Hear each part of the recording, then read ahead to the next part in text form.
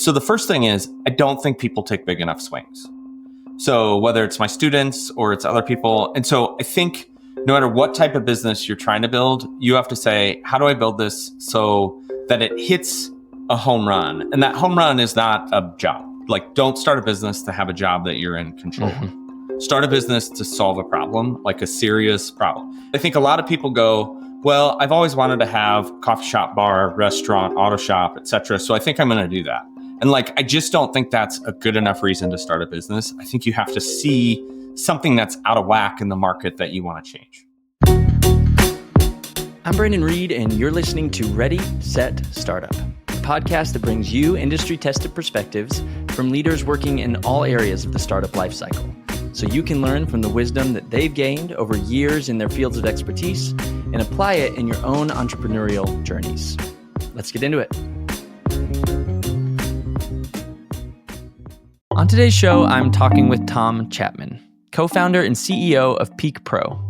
Tom has spent decades as a serial entrepreneur seeing opportunities and building solutions. His latest challenge? Telling the world that eyelids are gross. He and his co-founders started Peeq Pro and they began noticing massive increases in cases of dry eye disease. As we spend more time looking at screens, we blink a lot less, and as a result, our eyes and quality of life are suffering. Tom's company is on a mission to address this concern head-on. We discuss everything from how to get optometrists on board to founding a company with your spouse to the nuances of building hardware versus software. Tom spent years as a professor of entrepreneurship, and you'll see that tracks with how transparent and digestible his points are. There's something that everyone can take from our discussion. Here's my interview with Tom.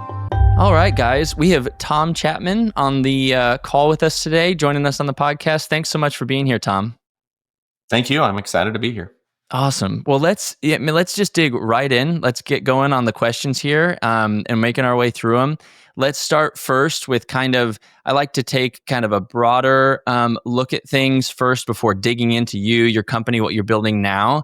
And let's talk more broadly about entrepreneurship in general. You know, building a business, starting from scratch is hard. It's very atypical, really, in the scheme of things. If you look at how people approach their careers, why did you know that this approach, this angle was the right fit for you? Kind of a hard question because I'm old. So I've done this a couple times. And so I had to think back.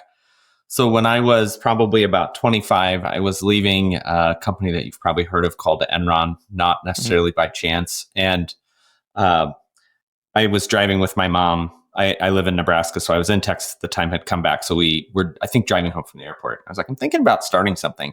And she said, oh, Tom, don't do that. What do you know? And so I think, one, she's probably not wrong. But two, I think, some people are just born to start stuff. And, I have always kind of thought of it as sort of a normal distribution. I'm probably over there on the right somewhere where there's a small percentage of people that are more likely than not to start things. I'm somewhere over there, I think. So some of it is just sort of innate who you are. The second piece is like specifically with Peeq Pro. I mean, so it is a company that does stuff associated with eyes. My wife is an eye doctor. So 2 eye doctors came to me with a problem that while I didn't understand that it's a really big opportunity. Mm-hmm. And so some of what you get when you have done this a couple times is pattern recognition around product market fit, pattern recognition around size of market, some of those sorts of things, which in the context of Peeq are very clear and obvious from, you don't have to be super wildly smart to be like, oh yeah, this can be $1 billion business. So yeah, it was probably a combination of those two things in this instance. That makes sense. So you've done some of this in the past. You kind of always have had the bug. But in this specific situation, you had people around you that were in this space. You saw the opportunity and went for it. That makes a lot of sense, right? Time, right place in a lot of ways. Yeah. I mean, so I have been part of founding teams in software multiple times. Okay. And so I have a pretty good handle on that. And then I've worked as an entrepreneurial ecosystem builder for 20 years. I'm as old as anybody who does that kind of work. So I know a lot about sort of entrepreneurship, both, to teach sort of an entrepreneurship class, but then I've started multiple businesses. My wife and I both have small Main Street businesses as well. So, I mean, it's, all flavors, so to speak. Awesome. Yeah. A wide breadth of experience.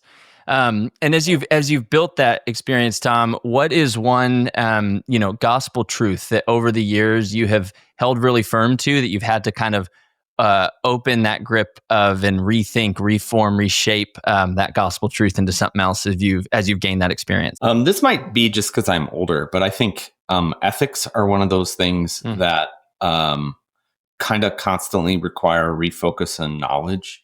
I've been surprised both by how ethical some entrepreneurs are and how unethical other entrepreneurs are. And it is surprising to me how often it becomes, a thing that people don't really think about, that the easier path often lays elsewhere. So I'll be honest, like, I don't know if I'm a good entrepreneur. I hope people would say I'm an ethical entrepreneur. And being an ethical entrepreneur, there are tons of times where you say or do stuff where it might not be like good for the person receiving it, but you're trying to be forthright. You're trying to sort of ask a question. People say that I'm blunt and can sometimes be a little rough around the edges. And I think some of that comes down to trying to be intentional about, I'll say, transparency. This is why I'm asking this question. This is why I'm trying to figure this out. This is why. And that leads to, I think, more a bigger ability to actually assess whether or not something's right. And I don't mean right ethically. I mean right correct. Because I think a lot of times, at least in the Midwest, there's sort of this idea of Nebraska nice, where people won't tell you the truth. They'll kind of give you what you want to hear because they don't want to hurt your feelings, because everybody lives in a relatively small place. So we all know each other. And I think some of the way that ethics impacts businesses is an ability to sort of get through that to reality and sort of be honest and authentic. I love that. I love seeing people do it the right way, or at least try to, asking the right questions, the hard questions, taking the hard path.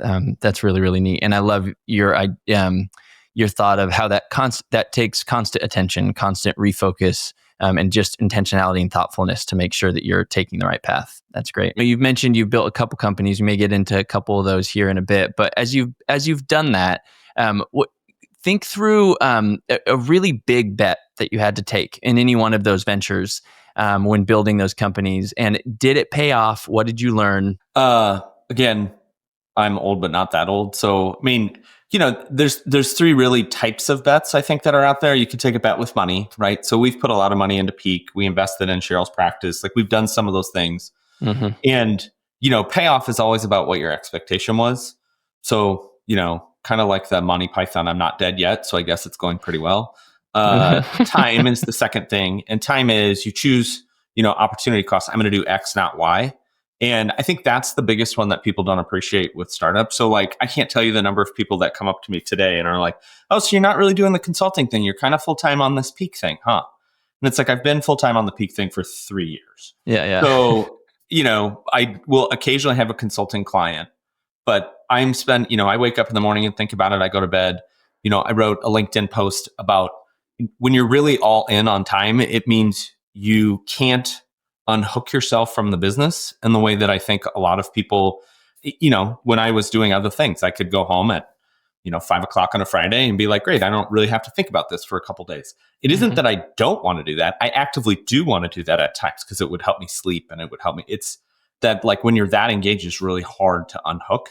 So I think time is the other one. And then the last piece is energy. And, you have a finite amount of energy in your day, and your ability to sort of express that energy is important. And so, like, businesses take on sort of the soul of the founders, the soul of the early team, and that energy sort of permeates everything you're doing. And so with each of those, I would say, have they paid off? I don't know if I'm a good evaluator of that, but you invest so much of yourself into the outcome that it becomes hard to separate yourself from, what you're doing to who you are. And so, again, I think that, when I think about the payoff on that, it's the actualization of something that you believe needs to be there to change the world. And with the things I've done with great energy and focus and time and money, I feel like there have been noticeable shifts in the world that I have played some small part to help move. I love that. And I love that evaluation of success of like, are the things that you care about in the world moving, changing? Are you affecting that change? And I really love the breakdown of the three: money, time, energy. I think it's a really, really good way to look at it. People often have a much narrower view of, and maybe even shorter time horizon view of the bets they're taking, how they're paying off. But to see it more holistically like that is a really cool perspective. What's a question? And Tom, I'll actually ask this question a little bit different to you. You know, you mentioned a little bit, I think you mentioned, or it was before the call that we talked about how you taught for years. And remind me, did you teach entrepreneurship, just business in general? What did you teach? So I taught a handful of classes. So I taught an investing class that ultimately became the Maverick Venture Fund, which is their sort of, we have a pool of $50,000 to invest in early stage companies. How do we do it, et cetera? It's a 3-semester class. I taught new venture formation, which was essentially like the senior thesis sort of class, the 201, 250 class, which was, okay, now you're going to write a business plan. You know, you've kind of gone through the introductions and principles. And then I also taught sales. Entrepreneurial sales. So I would say that has a lot more to do. Entrepreneurial sales is not like go out there and be a used car salesman. It's a lot of like, how do you create a sales structure when you don't have product market fit? Like, what do you do, et cetera? So I taught all three of those classes. And again, I don't know if I'm a good teacher. What I can tell you is I have a law degree. And because I have a law degree, I have a tertiary degree, which means they don't get points against me at a business school. Yeah. Like normally if they bring in an entrepreneur, it's like, well, we're going to have an accreditation like hit, because we have somebody who has a BA or a master's and doesn't have a doctorate. So I have a doctorate. So I look better than I am on paper, if that makes sense. So, but yeah, I have taught a number of classes in a number of schools. Awesome. So yeah, this question I think is going to be a bit broader for you because I'm interested. The question is really like, what question do you think that founders don't ask enough but should? And I'm also curious from your perspective to hear that from students who are really not even sure yet, maybe, if they want to be founders, if they want to build their own thing. So either from the student's perspective or from a founder's perspective or a little bit of both, what questions aren't people asking enough, but they need to be? So I want to say a couple things that might come off as not very nice. So I want to start by saying, I recognize that this might be harsher than I actually intend. Sure.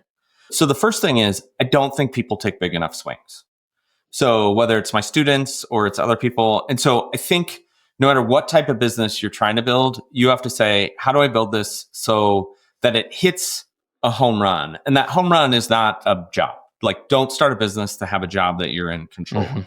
Start a business to solve a problem, like a serious problem. And like that problem might be, I'm an optometrist and I just don't think specialty contact lenses are being, put into the world the way they should be in my community. And that's fine. Like that's a totally reasonable sort of reason to do something.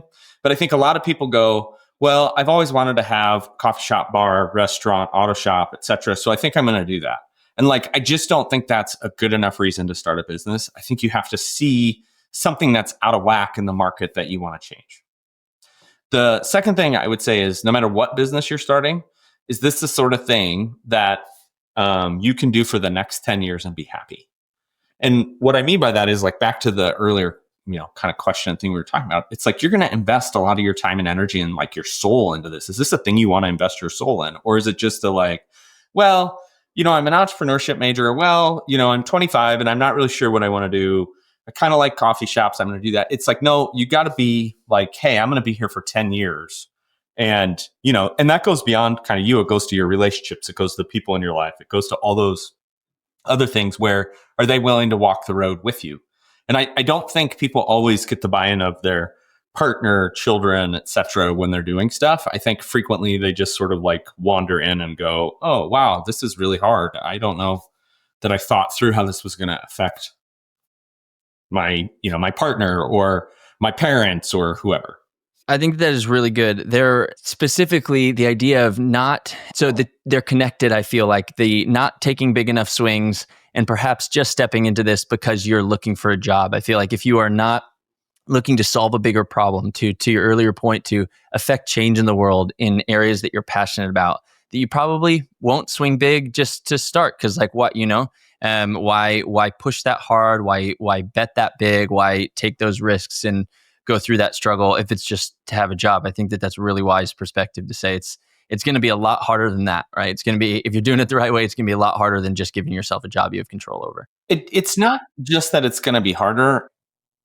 Do you run distance races? Like, do you do anything that has like longevity to it? So like I will occasionally run like a half marathon or whatever. I think of it more like swimming. So like you can swim in a pool and you swim lap to lap, but if you swim in like open water, you can't really turn back in the middle. Like there's like, you're just kind of stuck out there. So you just got to keep going. A lot of entrepreneurship is that persistence and the ability to just say, yeah, it sucks right now. I'm going to keep going because I believe in this. And so if you don't have your heart and soul into it, you're just not going to keep going. Yeah. And that's the part where I think like some real soul searching is necessary. And I mean, and it's also the reason that like, if you look at data from Kaufman, they say essentially, the most successful high growth founders are in their late 30s, early 40s on average. And the reason is like, you have enough knowledge and enough wisdom and enough energy. And like that combination of things sort of is needed, because it's hard to have that sort of commitment at 25 because you don't know enough yet. And to have the level of knowledge to be able to go deep on something.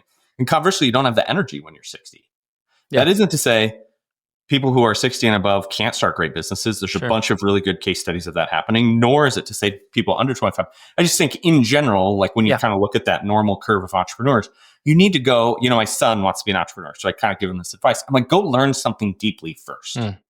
Doesn't really matter what it is, but like go be part of a team, go be part of startups, and like understand what you want to change before you just sort of dive in with no knowledge, and understand why the easy way to solve that is not actually what's going on. So Peeq, kind of our maxim is eyelids are gross. People should wash them, and people really should wash them. Why don't people wash them? I have no idea, because I can go down the 20 things that people say, but at the end of the day, I also know even when we refute all 20 points, people still fail to wash their eyelids every day. And so it isn't an analytical sort of like intellectual pursuit. It's how do you change the hearts and minds of people to do something else? We got to know the intellectual pursuit to start. You can't just be like, you should wash your eyelids. Why? Because I think so. And I think there's a lot of starters who think that's all that's needed. It's just like, I'm smart and I'm funny and I'm going to do this. And it's like, you need more. You need more depth on the problem. Totally. And I love that advice of like, to your son in particular, go learn something deeply, whatever that is. That doesn't mean you can't work in a disruptive place. You can go work for a startup, but learn something deeply, be a part of a team that has like product knowledge or industry knowledge built in that you can learn from. I worked my first 10 years of my career at Disney doing exactly that. Like I knew I always wanted to build my own company. I knew I wanted to be an entrepreneur, but I really wanted to surround myself with people who were the best at what they did and knew things really, really well. And I found that all over the place at Disney and learned a lot in those 10 years before I jumped and did my own thing.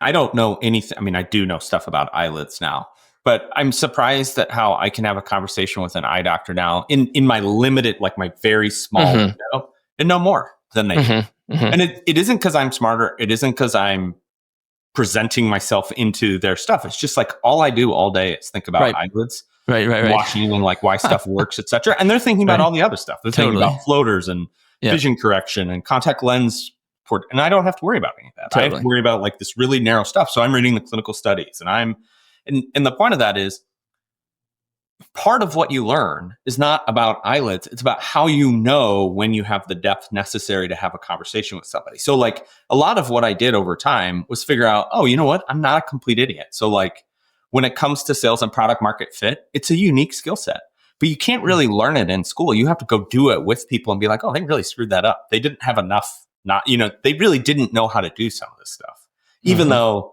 they can talk a good game on stage when they're interviewed in a panel. When you get them sort of back to the office and you say, all right, what are we going to do? They didn't know the answer. And like, that isn't to say that I always know the answer, but I know how to find the answer. And sometimes the answer is, we're just going to work until we can test something, and then it's not going to work. And we're going to test a little bit more, and then it's not going to work. And we're going to, and we're going to iterate into this thing that we know is somewhere over here. I mean, I agree.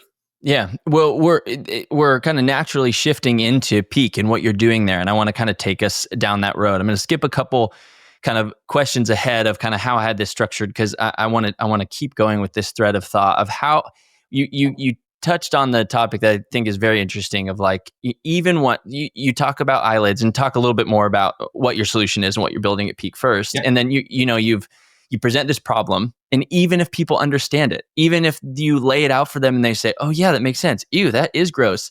Taking that next step to actually do the thing to clean and to use your solution to do it has been a tough gap to bridge, and that's just really interesting to me. Talk about the importance of eyelid hygiene, what you're building at Peeq to solve that problem, and how you're getting people to understand that problem. I'm going to start with a couple questions to you. Okay. Did you brush your teeth today? Mm-hmm. Why did you brush your teeth?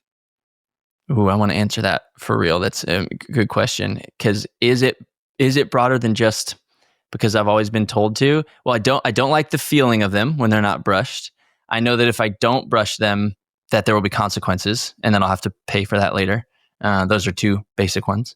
So those are the analytical, but your first gut is right. You brush your teeth because your parents taught you to brush your teeth. Right? So you created a habit when you were somewhere between 3 and 15. That's my analysis of my children. I drove my 14-year-old to school today, and she sort of was like, I didn't brush my teeth. That's like, but life. Yeah.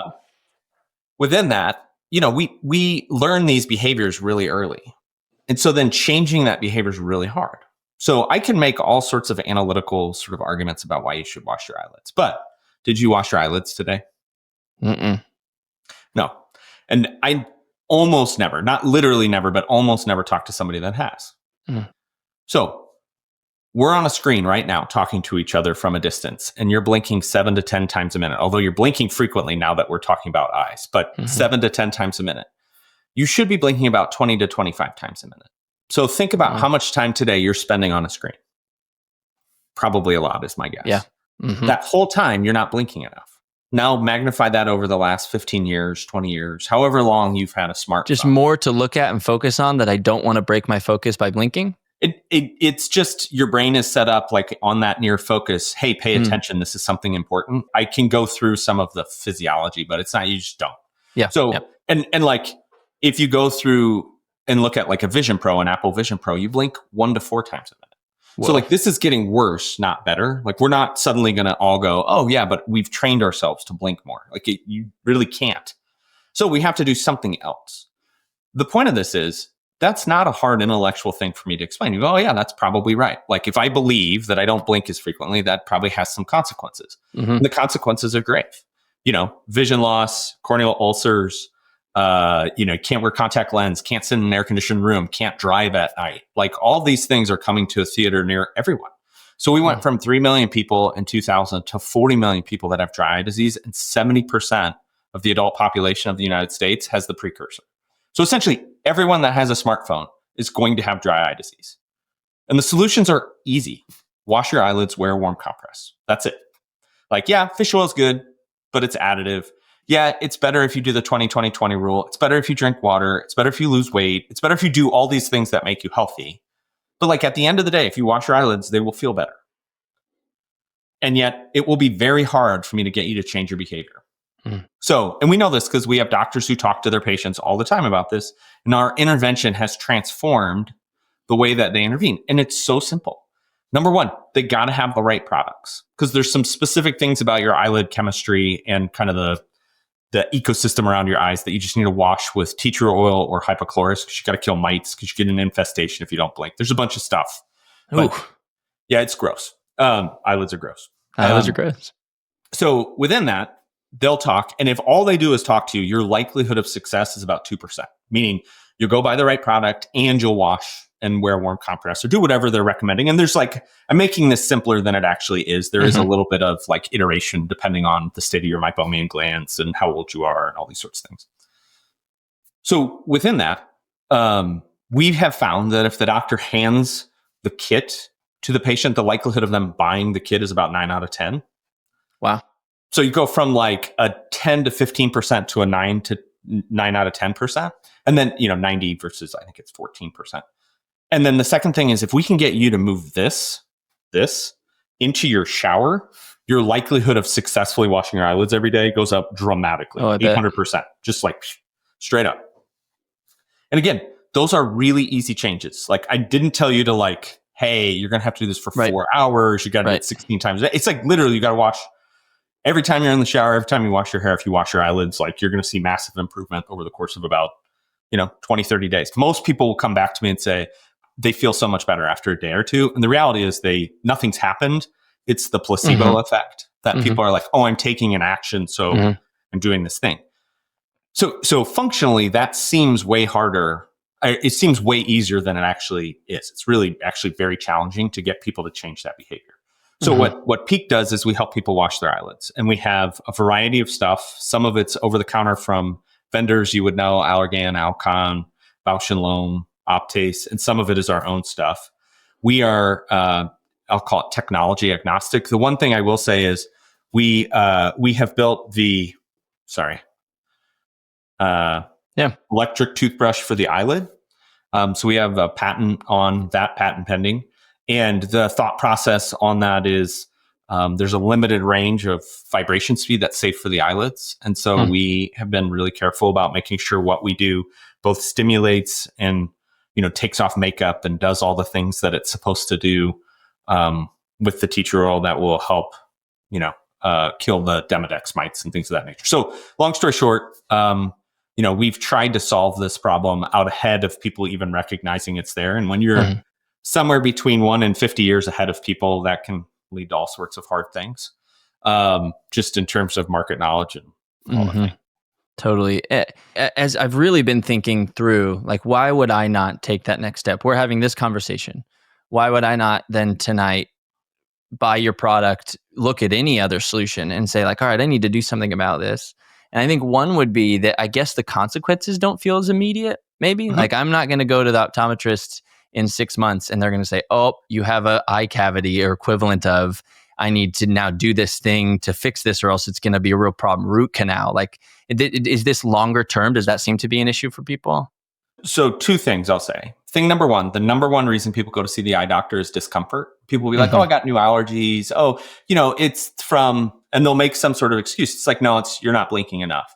And people think there is like, oh, if I just focus on blinking, it'll get better. Or, oh, that's dumb. That can't possibly be true. So like the number 1 reason people go is their eyes hurt or their eyes are red or they're gritty and it has all these consequences that people think are tied to something else.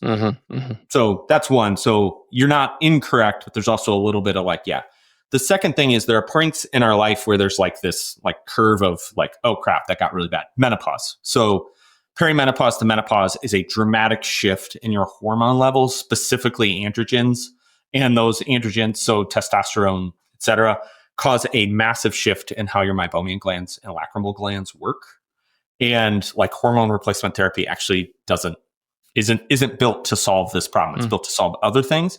And so contextually, there are a couple places where we try to intervene just because people feel the pain more.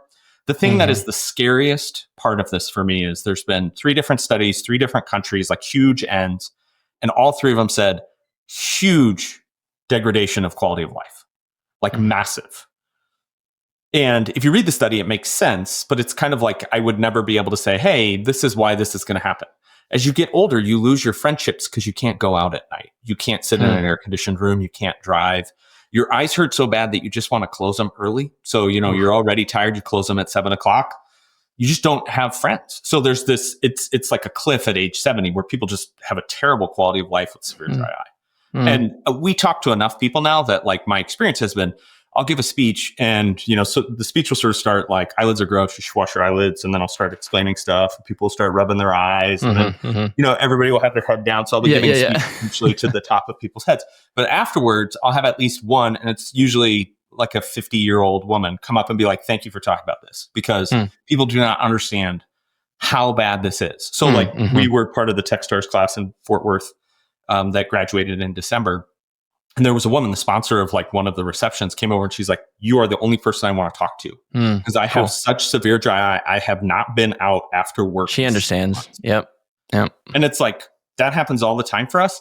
The problem is it's not the sort of problem that you can predict for yourself. Yeah. It's also not correctable at that point to just be like, oh, wash your eyelids and you'll be better. That was one of my questions. Yeah. That's crazy. It's like, so imagine the cavity problem. And you didn't have any pain in cavities and you didn't know. And so when they open your mouth, you're like, well, you only have 1 tooth left. So we're going to have to do some things. Right. That's or it's like, well, you have a cavity and nothing we can do. Like that's just going to rot out and like it's going to get worse as it gets worse. Yeah. And it's really expensive. So here's what we can do, surgery. Here's what we can do, put you on a $2,400 a month drug. Here's what we can do, Wow. $300 every month to come in and get the next type of procedure. And like all of those are additive. And by the way, they're still going to have you washing your eyelids. Like they're not going to be like, oh, if we do this, you don't have to do any of that other stuff. It's like brush your teeth and we're going to do all the stuff in your mouth. It's like, no, you're going to be washing your eyelids. You're going to be wearing a warm compress because that's your maintenance routine. And we would just argue you should start your maintenance today if you're going to be looking at strains. Like you've already been drinking Coca-Cola for 4 years. Like your teeth are already rotten. So let's figure out how we can mitigate some of those consequences. Yeah, that's really fascinating. You're at an interesting, I don't know if the right word is nexus, but like you're at an interesting crossroads point in time in which this is a problem, has been a problem. I remember the commercials when I was growing up. It's been a problem, but this is like, as you're saying, is ramping up aggressively, like it's only getting worse. It's not just bad now and worse than it has been, but it's getting worse than it is today. 100%. And I bet that's a compelling message that you share with anybody trying to get on board, whether that's investors trying to fund the company or partners or optometrists. And I actually want to talk about your partnerships with optometrists. I have an initial question that I am going to ask, but then something else came up too that I was thinking, well, why? Because I was just at the optometrist. I'm 36 now. And like, I was looking at my Apple Watch a couple months ago and I was like, that took a second to focus. Like what? That's never happened before. I don't have glasses and I've always had good vision. So I like went, I was like, is something wrong? They're like, no, that's just happens. And we were talking through some of that and we talked through all that. And this never came up. I didn't explain these. I didn't talk about these symptoms. But it's a serious issue, one that can be proactively prevented. And it was there. I didn't see a poster on the wall. I didn't see any literature about it in the room when I was waiting. This never came up. Why do you think that is? And how do you change that? So I'm going to answer this sort of opaquely, meaning I'm going to wander around, which is pretty much my style. So if you haven't figured that out, I love it. So I went to give like a training to an office in Austin. They have 10 doctors. And the doctors basically showed up 30 years ago, 26 years, like, nobody, it wasn't like, oh, two practices merged. So essentially you have 10 doctors that have all been trained. Only one of those 10, so the one that graduated, I think it was 2019, had ever had a dry eye class. Wow. And the problem's new. So, it seems weird because the problem isn't new, but it used to be 70-year-old woman, postmenopausal, and people with a disease called Sjogren's. So it was like this small pool of people. And when you saw it, you knew exactly what it was because they'd already gone so far down the path that it was like, all right. So that's part one. Part two is because it's new, nobody's seen training, but they also don't really have a standard protocol in most offices to include it in a comprehensive exam because it's not covered by insurance, et cetera. So a doctor that is thinking about this will do some relatively simple, inexpensive tests in a comprehensive that include a fluorescein test, potentially some sort of physical examination where they might put you in a myopographer. They might just sort of like peel your eye back and kind of take a picture of it. They'll do some things. Most optometry exams today don't do that. And it's just nobody's trained on it. They haven't been exposed to it, et cetera. So they're just not looking for it. So that's the reason. The secondary reason, and then this is kind of getting into why we have an opportunity is, like most healthcare, optometry is really squeezed by vision insurance.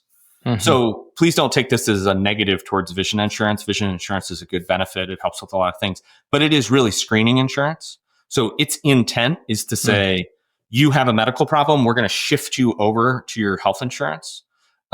You have a vision problem, we're going to pay for glasses. And there's sort of this growing space between those two places where optometrists have started to create sort of business lines like things like aesthetics, things like dry eye, things like myopia management, et cetera, that are really needed, but are for the most part cash pay and end up generating, a lot of revenue for certain practices and no revenue at all for most. And the reason is most practices won't pay for the equipment. Most practices won't pay. And so they just don't talk about it. I can say there's also just, depending on the doctor, there's also people that just don't. Like some of it is they don't want to, some of it is they choose not to, some of it they just don't know they should. Like they're not going to do the same CE that other kind of doctors that are on the foreground of dry eye are going to. So they just aren't thinking about it. So there's a lot of explanations. Our belief is that within 15 years, so by 2040, every person in America will wash their eyelids as frequently as they brush their teeth. It's like, a little bit of a challenge goal, like a little bit of a statement in the future. But in the year 1900, 7% of Americans brushed their teeth. And by 1941, 98% of Americans brushed their teeth. And so while moms and dads got really more aggressive at getting kids to brush their teeth, it was a lot of like the US Army just saying, no, everybody's going to brush their teeth because we're losing so many man hours to this. It was marketing companies saying, hey, we're going to put mint in the toothpaste and now you're going to feel like your breath's better, your teeth feel better. So it wasn't that the baking soda was doing an inadequate job. I mean, compared to today, it was probably not as good. But it was also, now we have sugary sodas. Now we have like sugar being pushed into things. We have breakfast cereals. We have all these things that are sort of putting refined sugars into our diets. We're seeing a lot more damage to our teeth.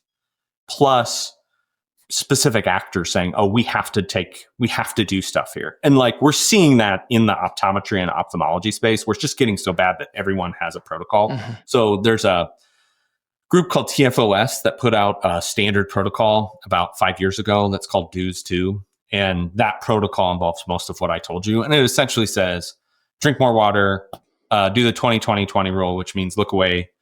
Every 20 minutes, look away from your computer screen, 20 feet in the foreground, and blink, essentially.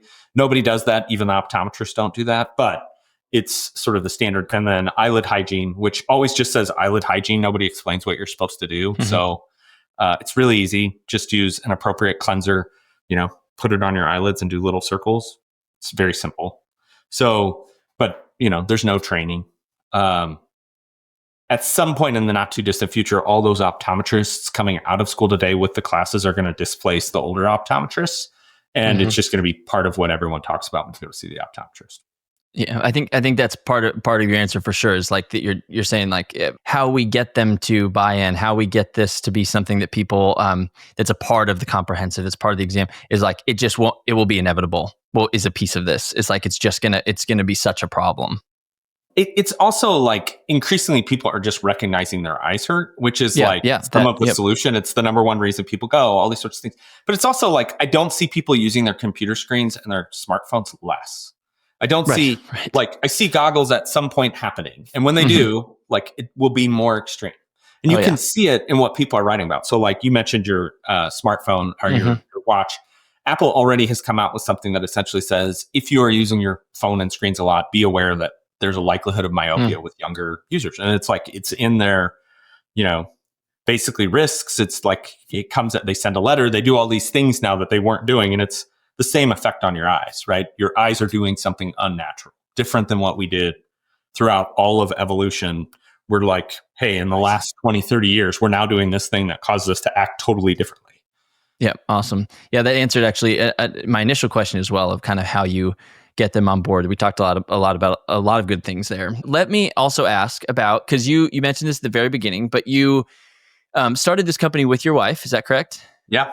And are you guys kind of like, are you three co-founders? It was you, another partner, and your wife, or how does that work? So my wife and another doctor, Chris Wolf. So Cheryl Chapman, Chris Wolf, were texting each other, and like they have a close relationship where they interact on a lot of different elements. So they're both based in Nebraska, both optometrists. Okay. And they have kind of different worldviews. So like Cheryl's expertise is in myopia and Chris is an expert at billing and coding, but they're both really good sort of clinical doctors. And so they're just, I don't even know what it started, but they came in and said, hey, there's this device out there for cleaning eyelids. It's really expensive to apply. Do you think you could figure out how to build something cheaper? That was the initial question. And we kind of did market research for, I'll say a year. Time has escaped me. It was pre-COVID. So, yeah. I mean, it could have been 7 years and it could have been 6 days. I don't really know. Yeah. But it was about a year. And in that, we kind of were like, it doesn't really make sense to take this on. It's just not big enough. But we heard this weird thing when we were doing our customer interviews. People kept talking about eyelids being gross. Is that a thing? And they were like, oh, yeah, let me tell you. And then they rattled off like 15 disgusting things about eyelids. So mites and like, this one time I had this lady had a lice on her eyes. Oh, let me tell you about makeup. And I was like, so should people wash their eyelids every day? And they're like, oh yeah, everybody should wash their eyelids every day. I'm like, all right. So tell me a little bit more about that. So we kind of dove into that problem with the guidance of the two doctors. And then Chris's wife, Jamie, also came on. She has kind of like a marketing background. So it was Chris and Jamie and Tom and Cheryl kind of smashed together for a year or two, kind of working through the problem. We clearly have two really good kind of doctor heads, and then we have somebody who runs the business, which is me, which I'm not terrible at this, but there are days where it's like there's a lot of pieces to what we do that I'm like, I don't really like I don't intuit marketing. Sure. I'm not like, oh yeah, what we should do in Instagram is da da da da. Yep. So So as you've started it with your wife, even though there's a couple other partners, what are the unique challenges you have had to navigate there? Starting a company, running a company with your spouse. How have you guys navigated through those? There's probably 3 or 4 different things. I'll start with some simple stuff. Boundaries are really important. Mm-hmm. My wife wants to talk to me about Peeq at 9:30, 10 o'clock at night. I'm like, hey, I'm in bed. Like, I don't want to spin up. I've been trying to spin down for 90 minutes. Right. But she's been at the clinic all day. And so she's ready to have a conversation. She wants to tell me about a patient, and that patient has dry eye. And so then it's like, oh, well, of course, we should do that. And it's like, no. Yep. So that's problem number 1. Problem number 2, I would say, is my wife is way more knowledgeable about the problem, like eyelid health problem, than I am, but I run the company. And so there are times where I have to say, I understand what you're saying. Mm-hmm. We're not going to do that. Right. And that may be we don't have the money to do that. That may be we don't have the personnel to do that. That may be, look, you're right doctor-wise, but there's 6 people that care about this. Mm-hmm. So we just can't spend the time and energy to solve for 6. We have to solve for 6 million. Mm-hmm. And so I think we manage that pretty well. I mean, but I think still always understanding kind of your role in your marriage is equal and your role in the business is not equal. It doesn't necessarily mean that I'm more important or less important. Sure. It means on scientific things, she clearly is more important than I am. But figuring out when to sort of call on her expertise and when to just sort of be like, I probably don't want to do that because of the 15 other things it sort of creates in our relationship. Yep. I was out of town essentially for 3 months. So my wife had to fill packages while I was gone on some nights. And I think she has a better appreciation for some of the stupid growth things we have to do, if that makes sense. So my preference would be to go get a 3PL and not worry about it. We just aren't big enough yet. Right. I mean, it just doesn't there's a financial consequence to that. It just doesn't make sense. And there's some of those sorts of things that I think are more if you're in the work, in the weeds, you kind of get that are hard if you're sort of parachuting in, and asking questions where it's just not apparent why we make decisions that you need 10 seconds of experience to go, oh, that makes sense. And that's true, by the way, not just of my wife, it's also true of my kids, right? So I have semi-adult children, 23, 21, 19, 18, 16, 14, and they all have belief systems tied to what we do. Because of course it comes up at the dinner table and it comes up, my office is 4 blocks from my house. So they're here. So they're like, well, it's stupid that you do this. I'm like, well, the cost of it doing this way is about, $6 more, which means that's our entire margin on that thing. And they're like, yeah, but it's stupid. I'm like, it doesn't matter. I don't disagree. It's just the point is this. I don't want to do it either. So there's some of that I think is very different than some of the other things I did, where one of the businesses that I operated was called Beehive Industries. And we had a light asset management software tool for small cities. Nobody in my house ever asked me any questions. There was never a dinner where people were like, Dad, tell us more about wastewater pipes and how you're mapping them. It just wasn't a thing. Yeah.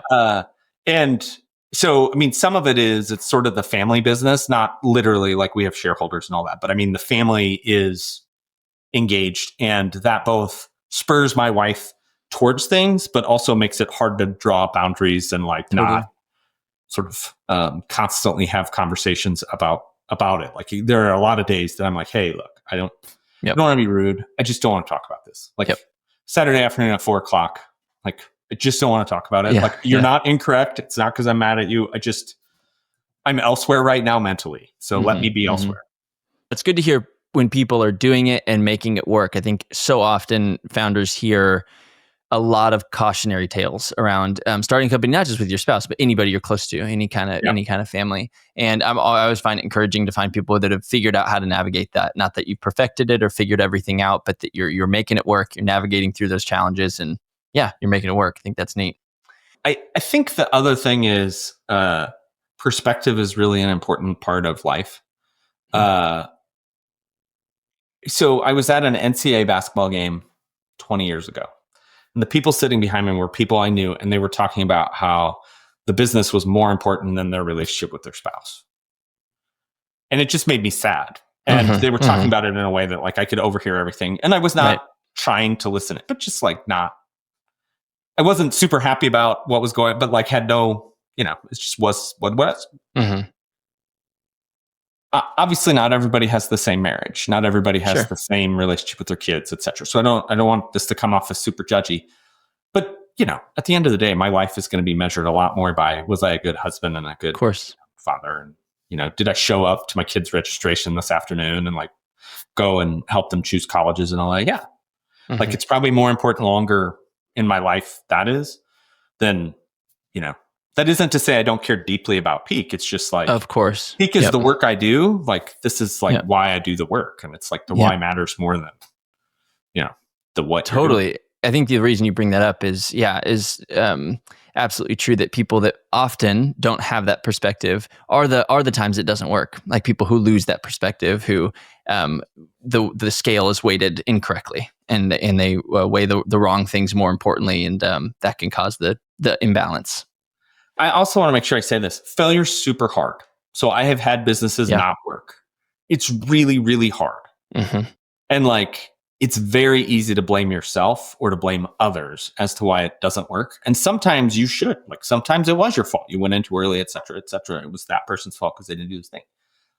But that blame game just doesn't get you anywhere in failure. Like it just doesn't. I have a son who's a really good runner. My wife and I always are amazed when we get in the car after watching him run, because he sort of takes to heart the message, like you either win or you learn. And he will always, after a run where we're like, I don't know if we want to go talk to him, be like, all right, so I didn't do this well, but here's some things that I think I can do next time. And like, it's so different than the way I am. Like I tend to dwell on mistakes and failures in a way that he just doesn't. And so I wish for entrepreneurs to have that level of sort of, the short memory, the goldfish memory, that you can just kind of jump to the next thing. Not because you shouldn't learn from your failures or your mistakes or whatever, but you should think of it as a learning rather than a mistake or a failure. Yeah. Because so much of what we do here at Peeq is like wrong. Like we get done and we're like, well, that was stupid. So I was on, I did a thing with somebody. And I was like, all right, we're going to get some sales from this. And like we had 2 people hit our website. And I was like, all right, well, that didn't work very well. And it was like, we know a ton of people read. It was an article read, but nobody hit our website. And I was like, huh. And it's like, well, maybe our messaging was wrong, or maybe the channel was wrong, or maybe we didn't quite hit this correctly. And so there's some of that it's like, we might just be wrong. Like we might just be like, oh, this is dumb. We should have never, no matter what we had said or done or whatever, it was never going to work. But you sort of go, okay, well, let's try something different.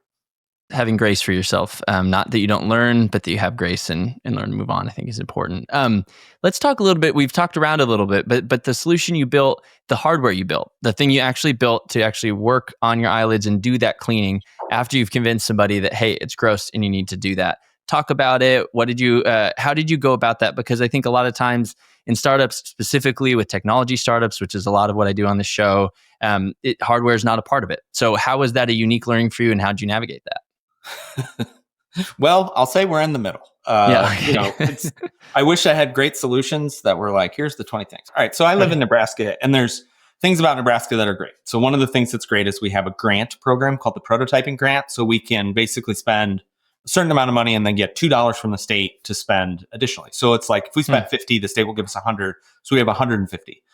I would say we learned a lot slowly about how to do this. So step one was, kind of the structure is a clamshell triangle. Like, I don't know. We started and it looked kind of like a Star Trek phaser. It looked more like a toothbrush because we were like, oh, and you just couldn't put enough leverage.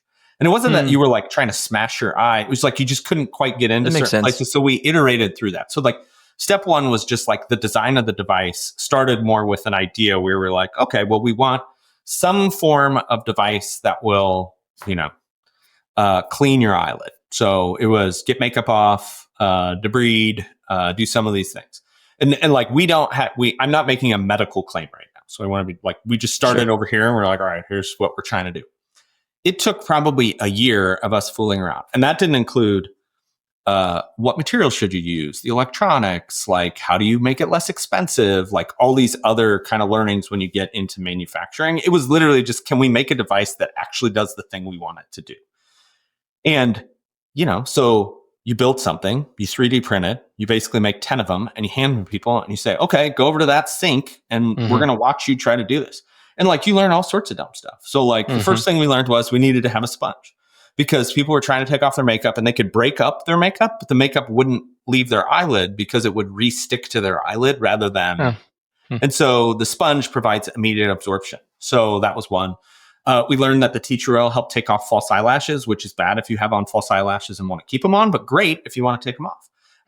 And so, that process of like, oh, we hadn't even thought that was a thing we should be thinking about led to us offering our eyelid cleanser as something for makeup removal in a way that like we just hadn't thought about it that way.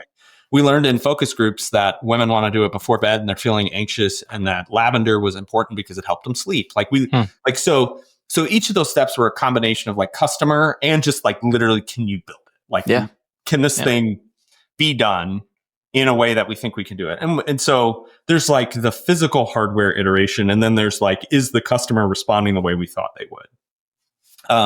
I'm still sort of surprised at some of the things we learn. Like we have to explain how to use a sponge.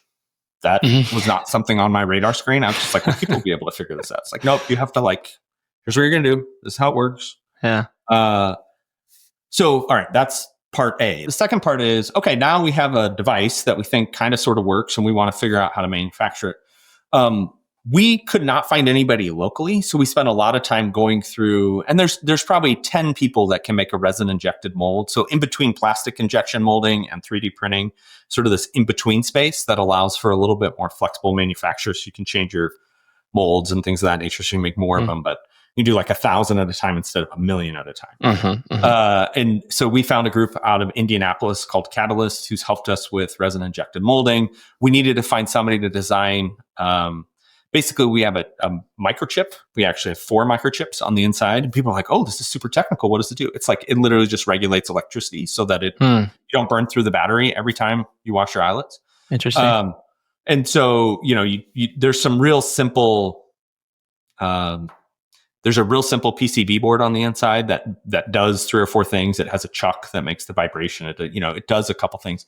That took time. So we worked with a group out of Wichita called Groover Labs. A guy named Kurt Gridley designed the internal components, and then just managing. So a guy on our team, Scott Bragg, did a great job sort of managing to sort of what I would call the device we have right now is like a 0.99. So in software terms, it means we have like 3 minor changes that we'll make in the next iteration. And I think that's probably the 1.0. And then we'll do a fairly substantial redesign for 2.0, which is more like plastic injected molding. So. Okay, cool. Yeah, there's so much there. Manufacturing is a world that, it's overwhelming to me. I don't know any of it, and to ask those initial questions and to go find those vendors and start learning about like, okay, different kinds of molding, and that's just it's a whole different world.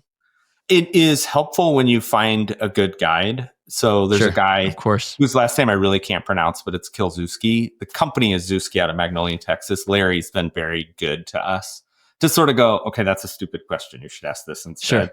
Sure. And he has helped do our manufactured design. So, you take sort of like, this is what looks great. Now, can we make it into a thing we can actually build? Can it actually, make sure that like one of the problems we had early on was the O-ring on the inside that sealed the components was just too small. So we had to move it like 9 microns.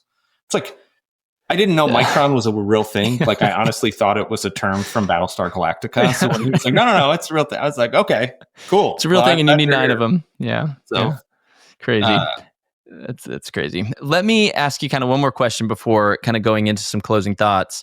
You have 2 different, at least from the research I did, and correct me if any of this is wrong, but you offer products, just like we were talking about, direct to consumer, but you also sell to doctors, I'm guessing to provide their patients with that gear. Tell me about the decision to do that, to offer both, how you're looking at that and structure of that. Really good question. I kind of talk about it like it's a pincer. And what I mean by that is when we looked at the market, didn't feel like we could just spend $100 million on marketing education to say everyone should wash their eyelids, et cetera. We thought we needed the thought leaders in the space, i.e. the eye doctors, to be consistent with what they were doing. So they didn't feel like we were trying to steal their patients or somehow trying to cut them out of the process. So we started with optometrists because one, they kind of understand the problem. And two, sort of, two optometrist co-founders were sort of like, yeah, no, I think our people will get this and we'll be able to help. So when we sell to optometrists, the way that we sell to them is, and again, this is, if you talk to people that make product, they'd be like, this is the dumbest thing I've ever heard. Why are they doing that? We do it because like, I tend to be blunt and transparent on stuff. So we show them our costs. So we basically say, this thing costs this much to make. Here's what we are trying to make as a profit on this product. Eventually it will cost this. You will pay less, but we will make more. Like we will move from 30% margins to 50% margins or whatever the thing is. And we kind of walk through how that math works. In that, we say, essentially, we'll sell you a kit that costs us $34 to produce. You'll sell it to your patient. You'll pay us, call it $45, and you'll sell it to your patients for $60. Well, if they went out and bought the same products on Amazon, they'd spend $62. So you're beating Amazon's price, and you don't have to worry about any of the inventory, the cost, et cetera. Like you're just buying a prepackaged kit. You can buy whatever you want. You can put stuff in. We'll make the boxes. We designed the box so it has the company's logo. So it'll say Gretna Vision Source or UNI Eye Care or whoever, and it uses their colors and logos. And then we pass people, once they subscribe, and there's a QR code and a bunch of different ways they can subscribe, we pass them through to be the patient of Exclusively Eye Care. And in doing that, we make sure on the back end they get a royalty stream. So if you are a patient of Exclusively Eye Care and you buy every month, they'll make $3 or $4. Well, that $3 or $4 could be money that they would have made if you had gone back into the practice to buy that stuff. But very few patients actually do that. Yeah. And like if you said, what's the stumbling block? There is a belief system that patients do that because there are patients that do that, but they don't do it in a quantity that makes sense. Right. Yeah. For most offices. There are offices that sell a lot. So I don't want to give you the impression I'm unaware of that. But most offices sell way less than they think they do against what they should. So like if you just take dry eye, you should see, like one doctor will see about 200 patients. Based on the current numbers, about 140 of them will have meibomian gland dysfunction or dry eye. So you should have 140 this month buying product from your office. You don't. We know because we know what you're buying. Next month, you should have 280 because you'd have the 140 coming back plus the new 140. And then, so that should stack. And in fact, people have like 10. So you're like, well, that math just doesn't work. So you will make more on the 10 than you will on if they buy through us, but you won't make more on 140 if you're only selling to 10. So a lot of how we do it is we walk them through kind of their profit on that second sale is 100% because they didn't have to hold the inventory. Their cost of delivery is zero. Like all of these things are just easier. And by the way, we call and follow up with the patients. We have a workflow that says their name, like they're getting this free marketing throughout the process where we're talking to them about the problem. So on the doctor side, I feel like maybe we haven't nailed it, but we've like solved against 4 or 5 of the problems that consistently show up for other types of businesses in the space. The direct to consumer side, do you want me to talk about that or do you want to? Yeah, no, please do. Please do. The direct to consumer side is, trickier for us because again, there's a little bit of patient education. And what's been interesting is we've kind of tested the direct to consumer stuff. The things that we see that work well, there's 3 issues. One is like the words dry eye. 3.5 years ago on Google were searched 1 million times, are now being searched every month 6 million times. So like just the amount of search change is dramatic.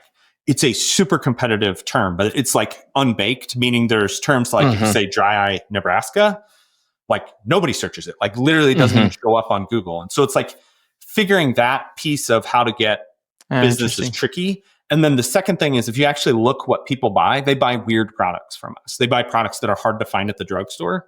So like our, maybe not best selling, but like the one that is way out of, percentage of total sales versus is something called scleral fill, which is a saline solution you put in scleral contact lenses before you put them on your eye. And the reason is just simply put, it's hard to find. So like if you go to the drugstore, if you go to Walgreens, they may not have any. So you're pretty much buying it online and our price is competitive with Amazon. It's usually a little bit better, can be a little bit worse depending on what type of scleral fill. But the point of that is like, So when you get into the strategy of that, is the strategy a long tail strategy to say we're going to dominate rural delivery of scleral fill, or is it we're going to slowly erode sort of understanding of dry eye in the big term so that we're competing essentially like on like 5 years from now? And like, I don't know that we know the answer to that question.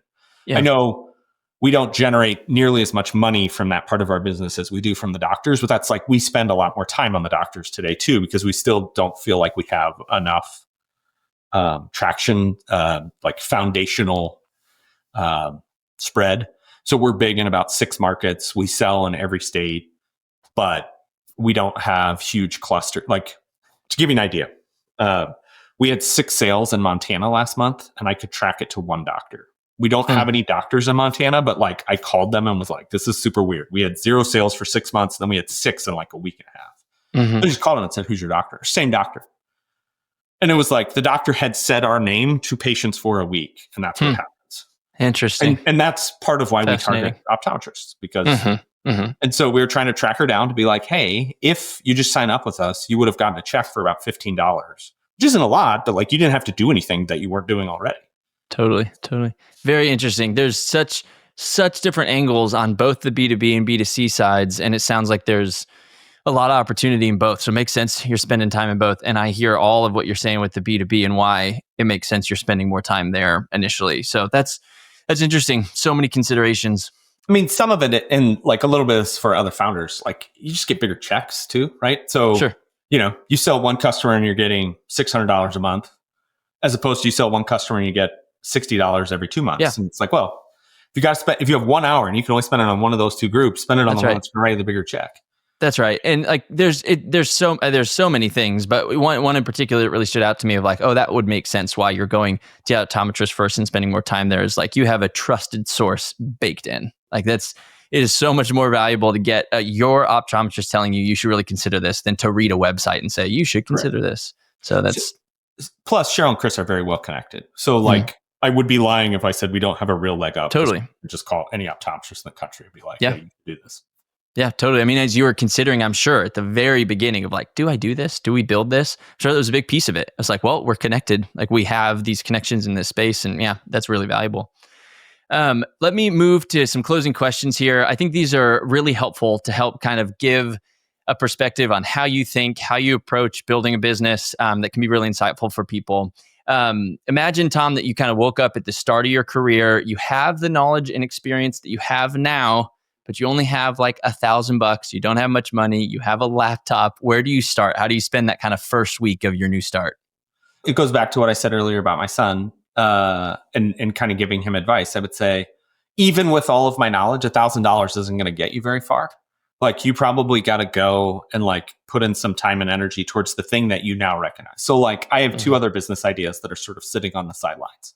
Then I'm like, hey, if Peeq were to die or succeed or whatever, here's something that I would probably drive towards because I think it's an interesting problem. I think it's a big problem, et cetera.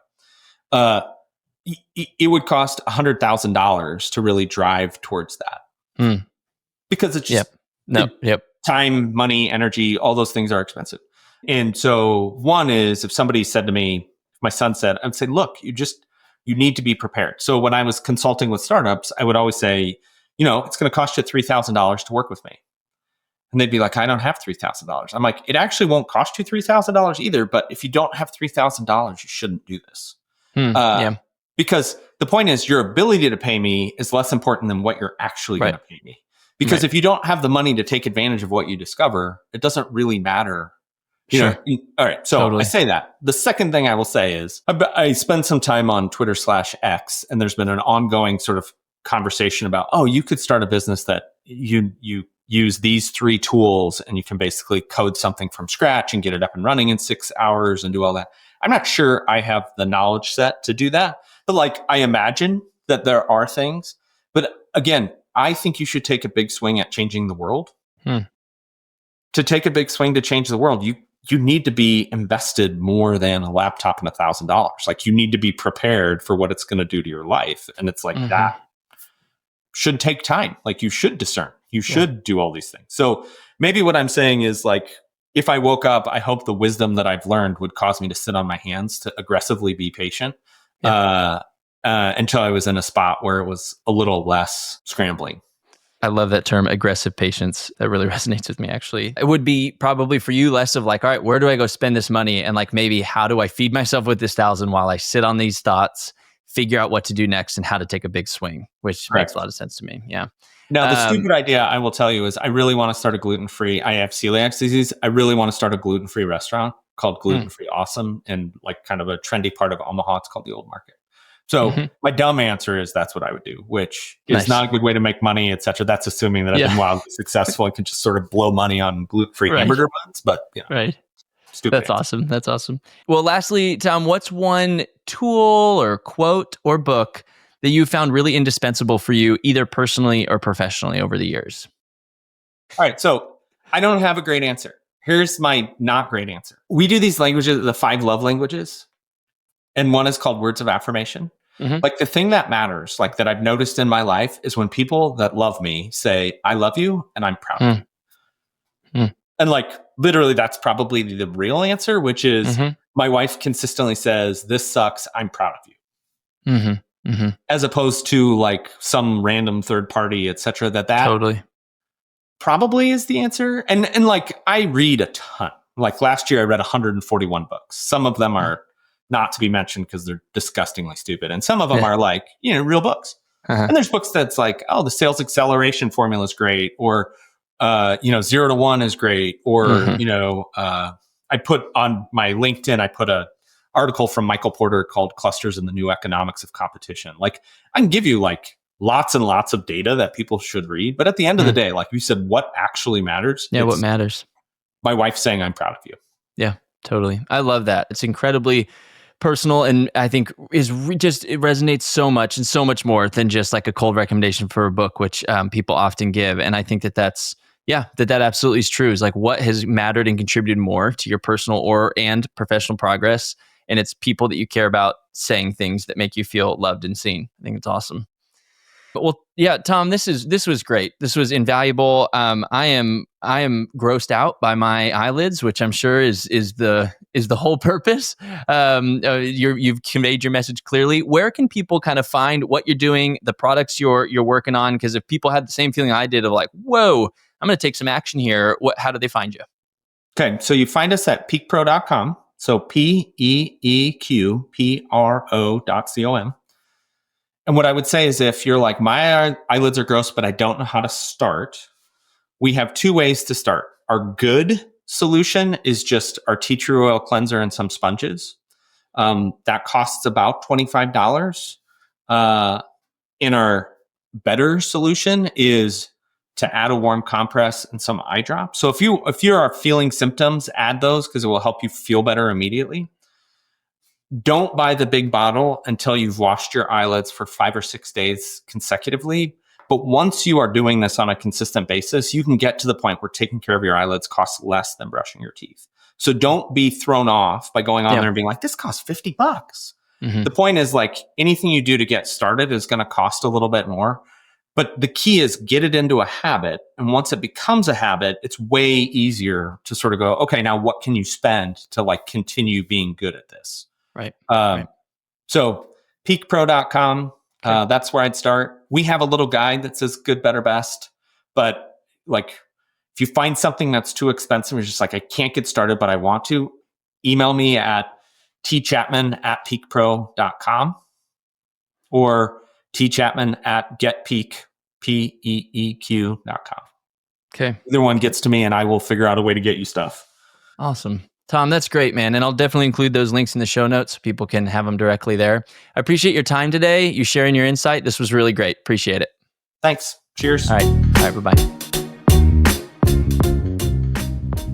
If you guys enjoyed the show, leaving a review is the best way to help others find it. Second only to sharing it directly with your friends and family. Thanks so much for helping get the word out. Hit me up at brandon@readysetstartuppod.com. If you have additional questions about a topic I covered, have suggestions about another area you'd like to see me dig into, or just want to say hi, please reach out. I'd love to get in touch. Keep imagining, keep creating, keep inspiring your spheres of influence with what you're passionate about. The world may just need that dream that's in your head. See you next time.